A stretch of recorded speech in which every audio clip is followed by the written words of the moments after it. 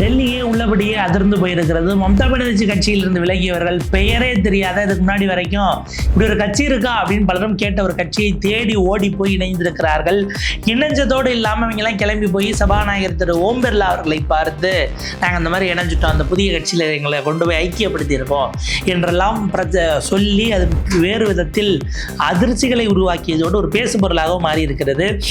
எங்கனே இருந்த பெயர் தெரியாத ஒரு கட்சியை பிடிச்சி அதில் இப்படி இணைச்சு நாளைக்கு இந்த பிஜேபியில் நினைக்கிறதா அவங்க ட்ரிக்ஸா அப்படின்னு கேள்விகளும் எழுந்திருக்கிறது. இதை எதிர்த்து அபிஷேக் பானர்ஜி ஒரு கடிதத்தையும் எழுதியிருக்கிறார் சபாநாயகருக்கு. என்ன நடக்கிறது திரிணாமுல் காங்கிரஸுடைய விஷயத்தில், இது எந்த அளவுக்கு அபாயகரமானது இந்திய ஜனநாயகத்துக்கு, விரிவாக அலசுகிறது இந்த செய்தி தொகுப்பு. சபாநாயகர் ஓம் பிர்லா அவர்களை திரிணாமுல் காங்கிரஸ் கட்சியினுடைய ரெபல் எம்பி சந்திக்கக்கூடிய ஒரு ஃபோட்டோ வைரல் ஆச்சு. அவங்க கக்காலி கோஷ் உள்ளிட்ட பலரும் கூட வந்து பார்த்தீங்கன்னா போய் இப்போ சந்திச்சு இது பண்ணாங்க. அது மீது ஏன்னா 20 பேர் கிளம்பி போனவங்க அப்படியே போயிட்டு சந்திச்சிட்டாங்க. சந்திச்சதோடு இல்லாமல் நாங்கள் ஒரு புதிய கட்சியில் இணைந்திருக்கிறோம் அப்படின்றது தான் அவர் பார்க்குறாங்க. புதிய கட்சியா, எந்த கட்சி? முதல்ல என்சிபின்னாங்க. என்சிபின்னா எல்லாருக்கும் அடிப்படையில் டக்குன்னு நேஷனல் பாலிடிக்ஸ் பார்க்குறவங்களுக்கு ரெண்டு இதுதான் ஞாபகம் வரும். ஒன்று சரத்பவாரினுடைய அந்த என்சிபி தேசியவாத காங்கிரஸ் சொல்கிறீங்களா, அல்ல அதுலேயே அஜித் பவார்ட்டு தான் இருக்குது. இது வந்து பிராக்கெட்டில் இது சரத்பவார்னு இருக்கே, என்சிபி பிராக்கெட்டில் எஸ்பியா அப்படின்னா இல்லை. அப்படின்னா நம்ம nationalist conference party Omar Abdullah அது ஜம்மு காஷ்மீரில் அந்த கட்சியில் நினைச்சிருக்கலாம், அதுவும் இல்லை. அப்புறம் இது என்னது, இது என்சிபிஐ அப்படின்னும் போது தான் nationalist citizen party of India. இப்படி ஒரு கட்சி இருக்காங்கன்னா இருக்குது. அது எங்கெங்க இருக்குது? அது இருக்குது அசாம்லையும் திரிபுராலையும். சமீபத்தில் 2023 திரிபுராவில் நாங்கள் வந்து கண்டெஸ்ட் பண்ணியிருக்கோம். அசாமில் இப்போ நடந்த ரீசெண்ட் எலெக்ஷனில் கண்டெஸ்ட் பண்ணோன்னு ஒரு கட்சியை கொண்டு வராங்க.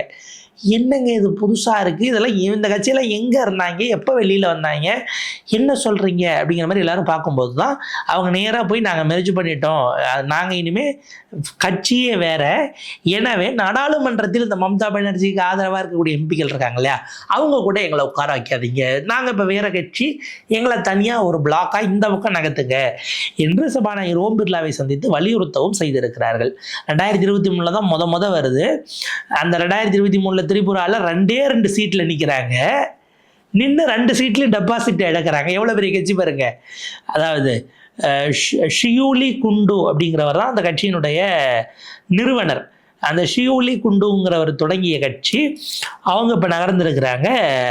அவங்களுக்கு என்ன எலெக்ஷன் கமிஷன் படி அவங்களுக்கு அன்ரெகனைஸ் அங்கீகாரம் பெறாது. அப்புறம் டெபாசிட் வராத கட்சிக்கு அங்கீகாரம் கொடுக்க முடியாது. பதிவு செய்யப்பட்ட அங்கீகரிக்கப்படாத பார்ட்டி அவங்களுக்கு வந்து பார்த்திங்கன்னா பேனாமுனை, அந்த பேனாமுனையிலேருந்து 7 கதிர்கள் அப்படி போகிற மாதிரி அப்படியான ஒரு சின்னத்தை அவர்கள் வாங்கி வைத்திருக்கிறார்கள். பயங்கரமான சின்னமாக இருக்கு இல்லையா? இப்போ இந்த 7 கதிர்கள் மாதிரி அந்த 7 கதிர்கள் உள்ள ஊடுகதிர்களாக ஊடுருவி போய் தான் இவங்கெல்லாம் அங்கே போய் அருமையான கட்சியாக இருக்குது அப்படின்னு நினைச்சிருக்காங்க.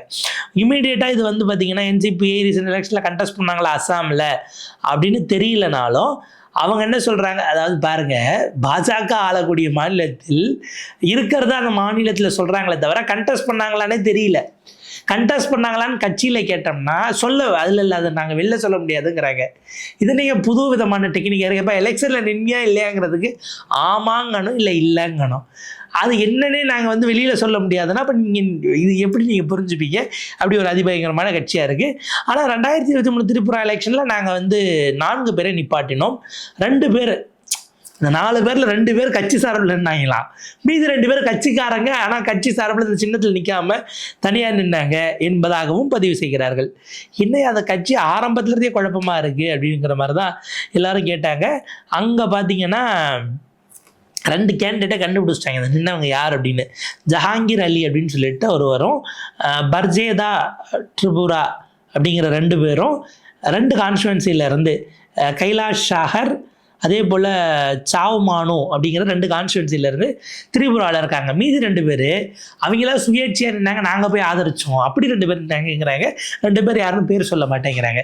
அப்போ இந்த இடத்துல என்ன கேள்வி வரும் உங்களுக்கு, அங்கே பாஜக இந்த முறை அஸ்ஸாமில் ஏற்கனவே 10 ஆண்டுகள் ஜெயிச்சிருக்கிறாங்க, 3வது முறை ஜெயித்திருக்கிறார்கள். முதல்ல பார்த்தீங்கன்னா சர்பானந்த சோனோவால் அவர்கள் அங்கே முதலமைச்சராக இருக்கிறாரு. அதற்கு பிறகு அந்த டென்யூர் முடியுது, அவரை மத்திய அமைச்சர் ஆக்கிட்டு ஹிமந்த பிஸ்வாஸை கொண்டு வராங்க. ஹிமந்த பிஸ்வாஸ் தன்னுடைய முதல் டென்யூரை முடிச்சு அடுத்த டென்யூருக்கு போறாரு. இப்போ இவரை டிஸ்டர்ப் பண்ணக்கூடாது என்பதற்காக நீங்க போட்டியிடாமலே விலகிட்டீங்களாங்கிற கேள்வி நம்ம ஆப்வியஸா கேட்கணும். நீங்க கடந்த காலத்துல பாத்தீங்கன்னா இப்படி என்ன பேட்டர்ன் நடந்திருக்கும். நம்முடைய சிராக் பஸ்வான் அதற்கு மிக சரியான ஒரு உதாரணம்.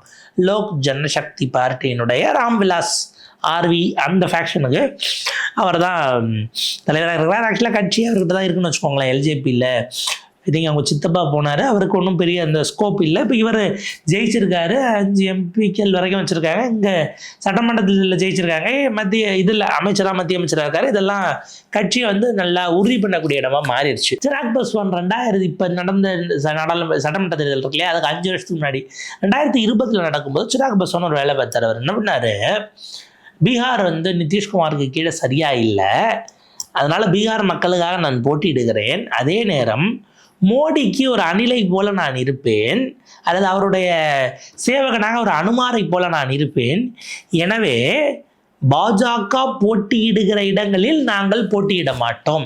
எப்படி பாருங்க, பாஜக போட்டியிடுற இடத்தில் நாங்கள் நேரடியாக இறங்கி அவர்களுக்கு எதிராக போட்டியிட மாட்டோம், இவங்க நிதிஷை மட்டும்தான் எதிர்ப்போம்னு நின்று அந்த எலெக்ஷனில் அவர் பிரித்த ஓட்டில் தான் நிதிஷ் கட்சி 3வது கட்சியாக போச்சு. முதல் இடத்துல தேஜஸ்வி இருந்தார், 2வது இடத்துல பாஜக 1 சீட்டு கம்மி தேஜஸ்வியை விட. அதுக்கப்புறம் இது 75 74 அவங்க ஏறத்தாழ 52 என்னமோங்கிற நிலைமைக்கு நிதிஷ் கட்சி போச்சு. அவர் ஆனால் அந்த முறை தோல்வி அடைந்ததற்கு மிகப்பெரிய காரணம் சிராக் பாஸ்வான் தனியாக நின்று அவர் வாக்குகளை சிதறடித்தது அப்படிங்கிறத எல்லோராலையும் கண்டிப்பாக அதை நீங்கள் பார்த்தீங்கனாலே உங்களால் அந்த பல்ஸை புரிஞ்சுக்க முடியும். அப்போ இப்படியான சூழலில் சிராக் பாஸ்வான் நின்னதை போல இவங்க வந்து அசாமில் இவங்க நின்னதுனால நிற்காமல் போயிட்டாங்களா அப்படிங்கிற கேள்வியும் எழுகிறது. அப்போ இது ரொம்ப ரொம்ப கவனிக்கத்தகுந்த ஒரு விஷயமா இருக்குது. ஏறத்தாழ 2 சீட்லேருந்து 822 ஓட்டு வாங்கியிருக்கு. நீங்கள் பாருங்கள் எவ்வளோ பயங்கரமான கட்சின்னு. 2 சட்டமன்ற தொகுதியில் 822 ஓட்டு. ஒரு இடத்துல அந்த சாவமானுங்கிறதுல 536 ஓட்டும், அது பழங்குடியினருக்கான ஒதுக்கப்பட்ட ரிசர்வ்டு தொகுதி. அந்த கைலாஷ் ஷாகர் அப்படிங்கிற இடத்துல 286 ஓட்டு வாங்கியிருக்காங்க. இதில் ஹைலைட் என்னென்னா, இவங்களை விட அங்கே கூடுதலாக இந்த திரிணாமுல் காங்கிரஸ் போட்டியிட்டு அவங்க வந்து 696 ஓட்டு வாங்கியிருக்காங்க கைலாஷ் நகரில். இவங்க 286 வாங்கின இடத்துல அவங்கள விடவும் அதிகமாக நோட்டா விட அதிகமாக மம்தா கட்சி வாங்கிருச்சு. சாவமனுவில் நோட்டா விட அதிகமாக அவங்க வந்து பார்த்திங்கன்னா இவங்களுக்கு அடுத்து 4th பொசிஷனில் இருந்திருக்காங்க அப்படிங்கிறதும் வெளியில் வந்திருக்கு. அவங்க 536, மம்தா பானர்ஜி கட்சி வந்து 566, நோட்டா 500 அப்படிங்கிறதாக இல்லை நோட்டாவோட போட்டியிடக்கூடியதாக தான் இருந்திருக்காங்க. அந்த கட்சியை கொண்டு போய் இப்போ இதோட இவங்க இணைச்சி அந்த கட்சிக்கு உங்களுக்கு எப்படிங்க பழக்கம்னா, நாங்கள் தான் இங்கே போட்டியிட்டோம்லன்னு இப்போ தான் கதை சொல்லுவாங்களா நமக்கு தெரியல. இப்படியான ஒரு இடத்துல தான் அவங்க என்சிபிஐக்கு போகிறாங்கன்னும் போது இது எங்கே நடந்தது, இதுக்கு முன்பாக இதுக்கு உதாரணம் இருக்கிறதா அப்படின்னா நிச்சயமாக இருக்கிறது. 2016 பாஜக அரசு வந்த பிறகு ஏறத்தாழ இருந்த கவர்மெண்ட்டை கலைச்சது. நீங்கள் என்றைக்கே வராமல் போய் தனிப்பெரும்பான்மையாக வந்தப்போ எம்எல்ஏக்களை கூப்பிட்றது வேற, கவர்மெண்ட்டாகவே இருக்கும்போது கலைச்சதில் அருணாச்சல் பிரதேசம் தான் பிரதானமானது. மோடி அமித்ஷா அவர்கள் வந்த பிறகு அப்படின்னு பார்த்தா ரொம்ப ஒரு நோட்டபிளானது. அப்போ காங்கிரஸ் இழைக்கிறது மொத்த லெஜிஸ்லேச்சர் பார்ட்டியும் அன்றைய முதலமைச்சர் நபம் துக்கி அவர்களுக்கு தெரியாமல் இந்த பக்கம் கிளம்பி போய் பீப்புள்ஸ் பார்ட்டி ஆஃப் அருணாச்சல் பிபிஏன்னு ஒரு கட்சி இருந்துச்சு, அவங்க கூட போய் அப்படியே இணைஞ்சி அது கடைசியாக பார்த்தீங்கன்னா பாஜகவோடு இருக்கக்கூடிய அலையன்ஸ், அங்கே என்டிஏல NEDA நெடான்னு ஒரு அலையன்ஸ், நார்த் ஈஸ்ட் டெமோக்ராட்டிக் அலையன்ஸ்னு, அதில் போய் அப்படியே மிக்ஸ் ஆகி இணைஞ்சிட்டாங்க அப்படிங்கிறத தான் பார்க்கணும். அதுக்கப்புறம் அந்த கட்சி அங்கே பங்கு கொண்டது, இங்கே இருந்தவங்க எல்லாம் போயிட்டாங்க. டிசம்பர் 30, 2016 பேமா காண்டோ மற்ற 32 லெஜிஸ்லேச்சர்ஸ் கம்ப்ளீட்டாக பிஜேபிக்கே ஷிஃப்ட் ஆகிட்டாங்க அங்கே பிபிஏல இருந்து. அப்போ முழுமையான ஒரு அரசாங்கத்தை அவர்கள் எடுப்பதற்கான வாய்ப்பு என்பது அந்த இடத்தில் உருவானது. நார்த் ஈஸ்டில் முதல் அரசாங்கம் முழு பாஜக அரசாங்கம். அப்போ நீங்கள் நடுவில் ஒரு டிரான்சியன்ட் ஸ்டேட்டில் கொஞ்ச நாள் இங்கே வச்சுருந்து இங்கேருந்து அங்கே கொண்டு போகிறது என்பதற்காக இப்போ நேரடியாக பிஜேபியில் இணைப்பதற்கு பதிலாக இவங்களை கொஞ்ச நாள் வந்து என்சிபிஐயில் வச்சுருந்து என்சிபியிலேருந்து அவங்களை அப்படியே அங்கே அழைத்து செல்வது என்கிற அதுதான் இவங்களுடைய தெளிவான நோக்கமாக இப்போது நம்மால் பார்க்க முடிகிறது. இதுதான் கவனிக்கத்தக்கது. அப்போ 60 பேர் வந்தப்போ அங்கே 45 வந்த காலகட்டத்தில் பிபிஏ 10 ஆயிடுச்சு, காங்கிரஸுக்கு 3 பேர் தான் இருந்தாங்கங்கிறது.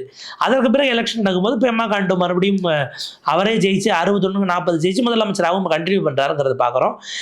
டிஎம்சி இப்போ இந்த இடத்துல தான் ஆன்டி டிஃபெக்ஷன் லா தொடர்பான விஷயங்கள் வரக்கூடாது, யார் ரியல் டிஎம்சின்னு சண்டை வந்துடுற நேரத்தில் ஒரு வகையில் இது மம்தாவுக்கு திருப்தியானது. என்னென்னா, நான் தான் உண்மையான கட்சின்னு இவங்க சண்டை போடாமல் அங்கிட்டு போய் சேர்ந்துட்டாங்களே என்கிற வரையில் மம்தா பானர்ஜிக்கு ஒரு சின்ன ஓரளவுக்கு ஒரு சின்ன பாஸ் இருக்கலாம், கொஞ்சம் ஆசுவாசப்படுத்திக்கலாம். ஆனால் போனவங்க பதவியை பறிக்கணும் என்பது மம்தா எப்படியாவது பறித்தாக வேண்டும்ங்கிறது தான் மம்தாவினுடைய நோக்கமாக நிச்சயமாக இருக்கும். இந்த மெர்ஜர் அப்படின்னும் போது 2/3 நடக்கணும் என்பது தான் மெர்ஜராக எடுக்கப்படும்ங்கிறது 10th ஷெடியூலில் இருக்க டிஸ்குவாலிஃபிகேஷனுக்கான கிரவுண்ட்ஸில் இருக்க பேராகிராஃப் 4. நாங்கள் NCPயோட போகிறோம். அது ஒரு அரசியல் கட்சி, பதிவு செய்யப்பட்ட அரசியல் கட்சியாக இருக்கிறது, ஒரு மாநில கட்சியாக இருக்கிறது. 2/3 அங்கே வரும்போது முதல் நாளிலேயே அவங்க பேர் அந்த இதெல்லாம் நீங்கள் கேட்டுக்கிட்டு இருக்கணும்னு அவசியம் இல்லை. ஆக்சுவலாக பாருங்கள், நீங்கள் ஏதோ ஒரு ஊரில் 2 தொகுதியில் நின்று 200 சொச்ச ஓட்டு வாங்கினாங்க கட்சியில், நீங்கள் இணைஞ்சிட்டீங்க. அவங்களுக்கு எம்பி இங்கே இருப்பாங்க நீங்கள் இப்போ யோசிச்சிங்கன்னா. அதனால் இவங்க என்ன பண்ணுறாங்க, இதெல்லாம் வந்து நீங்கள் ஆன்டி டிஃபெக்ஷனில் கொண்டு வந்தவங்களே கூட யோசித்திருக்க முடியாத ஒரு சூழலாக நாம் பார்க்க வேண்டியிருக்கிறது. டிஎம்சி எம்பி சுதீப் பந்தோபாத்தி என்ன சொல்கிறாரு, 20 பேரில் ஒருவர் சொல்கிறார், நாங்கள் கட்சி பேரனுடைய பின்னணிலாம் நாங்கள் பொறுமையாக சொல்லுவோம் இருங்கங்கிற மாதிரி தான் அவங்க ஓட்டிக்கிட்டு இருக்கிறாங்க. 2023 கான்ஸ்டியூஷன் பெஞ்ச் ஜட்மெண்ட்டை கோட் பண்ணி மகாராஷ்டிராவில் நடந்த காட்சி. இவங்க அந்த மாதிரி போக முடியாது. பொலிட்டிக்கல் பார்ட்டி, லெஜிஸ்லேச்சர் பார்ட்டி ரெண்டுமே டிஃப்ரெண்ட் என்டிட்டிஸ். ஆனால் அதில் வந்து வேலிட் மெர்ஜருங்கிறது ஒரிஜினல் பார்ட்டியாக நடக்க வேண்டும், இங்கே நடக்கக்கூடாது. வெறும் சட்டமன்றத்தில் இருக்கிறவங்க போய் இணைவதுங்கிறது இணைவாக ஏற்றுக்கொள்ள முடியாதுன்னு ஒரு விஷயத்தை கோட் பண்ணுறாங்க. ரித்தபிரதா பானர்ஜி என்ன சொல்கிறாங்க, லீடர் ஆஃப் ஆப்போசிஷனாக பெங்காலில் அவர் அறிவிக்கப்படுகிறார், இவங்களை இது பண்ணது இவங்க எதிர்த்தும் கூட. ஸோ இப்படியான விஷயங்கள்லாம் வரும்போது 91st அமெண்ட்மெண்ட்டில் அவங்க வந்து ரீஅலைன் பண்ணணும் அப்படின்னா 2 விஷயம் சாட்டிஸ்ஃபை ஆகணும். ஒன்று, பொலிட்டிக்கல் பார்ட்டி அதே போல் மெர்ஜ் ஆகணும், அதே நேரத்தில் 2/3 மெர்ஜ் ஆகணுங்கிறாரு. உண்மையான கட்சியே நாங்கள் தான் அப்படின்னு அவங்க சொல்லி அந்த இணைப்பு சாத்தியமானால் தான் இது நடக்க முடியுங்கிறாங்க. இந்த சூழலில் பரபரப்பான மாற்றங்களுக்கு இடையில் தான் அபிஷேக் பானர்ஜி ஓம் பிர்லாவுக்கு கடிதம் எழுதியிருக்கிறார். அந்த கடிதத்தின்படி பார்க்கும்போது பிர்லாவுக்கு இவங்க மீட் பண்ணதுக்கு அடுத்த சில நிமிடங்களில் கடிதம் போகிறது. இந்த மாதிரிலாம் வந்து மீடியாக்குள்ளே வந்து எல்லாம் சரியாயிருச்சு, அவங்க போயிட்டாங்க, அதனால் அதை நாங்கள் ஏற்றுக்கிறோம் அப்படின்லாம் நீங்கள் ஏற்றுக்கக்கூடாது. மெர்ஜர் நடக்காது, கட்சியாக இணையாத வரை நீங்கள் வந்து 2/3 இணைஞ்சாங்கன்னு அதை எடுக்க முடியாது என அவர் அதை கடுமையாக அதை சுட்டி காட்டி பதிவு செய்கிறார் அபிஷேக் பானர்ஜி. பொலிட்டிக்கல் பார்ட்டி தான், லெஜிஸ்லேச்சர் பார்ட்டி சுப்ரீம் கிடையாது, பொலிட்டிக்கல் பார்ட்டி தான் சொல்லிட்ட பிறகு விப்பு கொறடாவில் தொடங்கி எதிர்க்கட்சி தலைவர்லேருந்து யார் ஓட்டு போடணும், ஓட்டு போடக்கூடாது, புறக்கணிக்கணுமா, இது எல்லாம் லெஜிஸ்லேச்சர் பார்ட்டிக்கு சொல்லக்கூடியவரையே நியமிக்க வேண்டிய இடம் எங்களுக்கு தான் இருக்கிறது. அதனால் எந்த பிரேக் அவேவும் கிடையாது, நீங்கள் அவங்கள அங்கீகரிக்காதீங்க, அவங்களுடைய கருத்துக்களை நீங்கள் பரிசீலிக்கக்கூடாது என அபிஷேக் பானர்ஜி தரப்பிலிருந்து ஒரு எதிர்வினை என்பது சபாநாயகருக்கு போகிறது. அவர் என்ன பண்ணுறாரு, பொலிட்டிக்கல் பார்ட்டி தான் ரெக்கக்னைஸ் பண்ணணும், ரைவல் ஃப்ராக்ஷன்ஸை பண்ணக்கூடாது என்று நீதிமன்றம் சொல்லி இருப்பதை கோட் பண்ணி, அதுவே பார்த்தீங்கன்னா டிஸ்குவாலிஃபிகேஷன் பெட்டிஷன்ஸ் தொடர்பாக நீங்கள் முடிவும் எடுக்க வேண்டியிருக்கு என குறிப்பிடுகிறார். அப்போ சபாநாயகராக இருக்கக்கூடியவர் எந்த விதமான சார்பு நிலையும் இல்லாமல் இருக்க வேண்டும், உங்களுக்கு நாங்கள் அதை நினைவுபடுத்துகிறோம். இப்படியாக உச்சநீதிமன்ற தீர்ப்புகள் இருக்கும் பொழுது நீங்கள் அவசரப்படக்கூடாது. அது வந்து வாலண்டரிலி கிவிங் அப் மெம்பர்ஷிப்புங்கிற இடத்துக்கு தான் இது போகும். மற்ற கட்சியில் இவங்களா போகிறாங்க, இல்லை எதிராக ஓட்டு போடுறாங்கன்னா அப்படியாகத்தான் கருத வேண்டும் என்பதையும் அபிஷேக் பானர்ஜி பதிவிடுகிறார். ஸோ இதிலிருந்து நம்ம பார்க்கும்போது ஏஐடிசிங்கிற சிங்கிள் பார்ட்டி கம்ப்ளீட்டாக லீடரு விப்பு யாருன்னு மமதா பானர்ஜி கட்சியினுடைய பொதுச் செயலாளர் அவங்க சொல்வதைத்தான் நீங்கள் எடுக்க வேண்டுமே தவிர, அதை தவிர மீதி யாருக்கும் அங்கீகாரம் கொடுப்பதோ, அவர்கள் தான் தலைவர்கள் கொறடாக்கள் என அவர்களுக்கு இது சொல்வதோ, அது எதையும் நீங்கள் செய்யக்கூடாது. ஏஐடிசி இது தொடர்பாக ஏதாவது வந்துச்சுன்னா, சிக்கல் வருதுன்னா நீங்கள் எங்களை கூப்பிட்டு கேட்கணும், நீங்கள் தான் பொலிட்டிக்கல் பார்ட்டியாங்கிறத எடுத்துட்டு தான் ரெபல் குரூப்பை சொன்னால் அப்படியே ஏற்றுக்கொள்வது கூடாது, இந்த தரப்பையும் கேட்டுவிட்டு தான் முடிவெடுப்பது, அதுதான் வந்து ஒரு நேச்சுரல் ஜஸ்டிஸாக இருக்கும் என மாண்புமிகு சபாநாயகருக்கு நினைவுபடுத்தக்கூடிய ஒரு கடமையும் அபிஷேக் பானர்ஜி செய்திருக்கிறார். ஸோ இப்படியான விஷயமாக இது நகர்ந்திருக்கிறது. இந்தியா காணாதது தான். பிஜேபியில் சேர்க்கறதுக்கு முன்னாடி கொஞ்ச நாள் நடுவில் இப்போ நீங்கள் ஒரு டூருக்கு போகிறீங்கன்னா ஒரே ஸ்ட்ரெச்சில் 1000 கிலோமீட்டர் போக முடியாது. இங்கேருந்து நடுவில் ஸ்டே பண்ணுறதுக்கு ஒரு இடம் எடுத்து ஒரு சின்ன பாஸ் எடுத்து இலைப்பாரிட்டு அப்புறம் போகிறதுமாங்க. அந்த மாதிரி பிஜேபியில் சேர்றதுக்கு முன்னாடி NCPயில் சேருங்கன்னு சேர்த்து கூப்பிட்டுட்டு போயிருக்காங்க. இப்படியான ஒரு சூழல் தான் இது, ஒரு வகையிலும் ஏற்கத்தக்கது அல்ல. இதை எப்படி எதிர்கொள்ள போகிறார் மம்தா பானர்ஜி, சட்ட ரீதியிலாக இது போகுமா, என்னென்ன சவால்கள் வரப்போகிறது, சபாநாயகர் மீறினால் அது எந்த மாதிரி அந்த போராட்டங்கள் நகரும், இப்படியான அடுக்கடுக்கான கேள்விகள் எதிர் நிற்கிறது. பார்ப்போம் இதை எப்படி நகர்கிறது, மேற்கொண்டு எப்படி டெவலப் ஆகுதுங்கிறத பார்த்து விரிவாக வேறொரு காணொலியில் பேசலாம்.